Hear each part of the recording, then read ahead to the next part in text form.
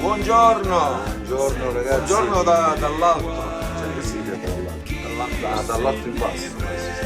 solamente per comunicarvi che domenica 2 ottobre vi aspettiamo in piazza Ciullo ad Alcamo, Perché abbiamo aperto una finestra. sì, una finestra verso la Romania, quindi una serata, come dire, di scambio culturale tra due comunque popoli diverse come tipologia di vita, di Cultura, di Infatti musica, dalle ore 17, di cibo, sì, sì, dalle ore 17 in piazza Ciullo ci sarà una la kermesse.